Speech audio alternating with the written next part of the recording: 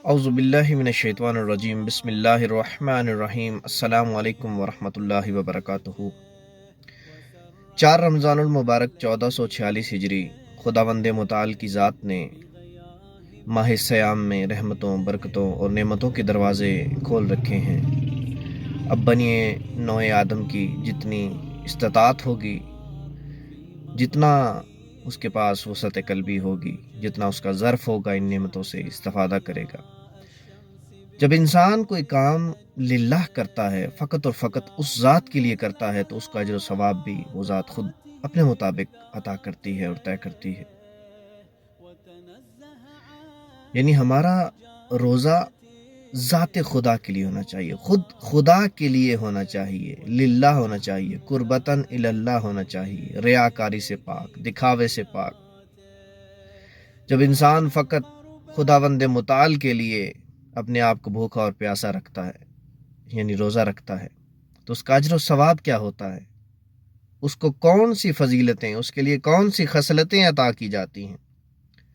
نبی اکرم صلی اللہ علیہ وآلہ وسلم اقبال الاعمال میں یہ حدیث درج ہے۔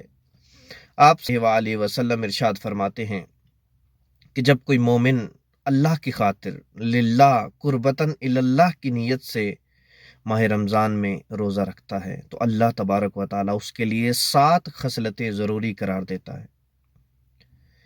اس میں سے پہلی خصلت اس کے جسم سے حرام کو پگھلا دیتا ہے۔ یعنی اگر کوئی بندہ حرام کبھی بھول کے کھا چکا ہے، یا اس کے جسم میں کوئی حرام چیز موجود ہے، تو خداوند متعال کی ذات اس کے جسم سے حرام کو پگھلا دیتا ہے اور رحمت الہی سے اس کو قریب کر دیتا ہے۔ اور تیسری خصلت ایسی ہے کہ جس کو پڑھ کے انسان کھڑے ہو جاتے ہیں، ایک عام انسان۔ نبی اکرم صلی اللہ علیہ وآلہ وسلم فرماتے ہیں کہ جس نے روزہ فقط ذات خدا کے لیے رکھا، خداوند متعال کے لیے رکھا، گویا اس نے اپنے والد حضرت آدم کے ترک اولیٰ کا کفارہ دیا۔ اللہ اکبر! اتنا بڑا اجر و ثواب ایک عام انسان ابو البشر حضرت آدم علیہ السلام کے ترک اولیٰ کا کفارہ کا سبب بن رہا ہے۔ یہ کون کہہ رہے؟ ختم مرتبت کی ذات، کہ حضرت آدم علیہ السلام کے ترک اولیٰ کا کفارہ بن جائے گا وہ روزہ جو خداوند متعال کے لیے ہو۔ اور چوتھی خصلت، موت کی سختیاں اس مومن پر آسان کر دیتا ہے۔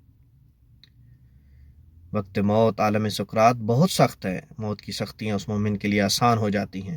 اور پانچویں خصلت، قیامت کے دن وہ بھوک اور پیاس کو اس کے اوپر آسان کر دیتا ہے۔ قیامت کے دن جب نفسا نفسی کا عالم ہوگا، جو بندہ خدا کے لیے روزہ رکھے گا ماہ سیام میں، تو خداوند متعال قیامت کے دن بھوک اور پیاس اس کے لیے آسان کر دے گا۔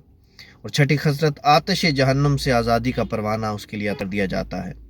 اور ساتویں خصلت، جنت کی پاکیزہ نعمتوں سے اس مومن کو خداوند متعال نوازے گا۔ اقبال الاعمال جلد صفحہ نمبر 4۔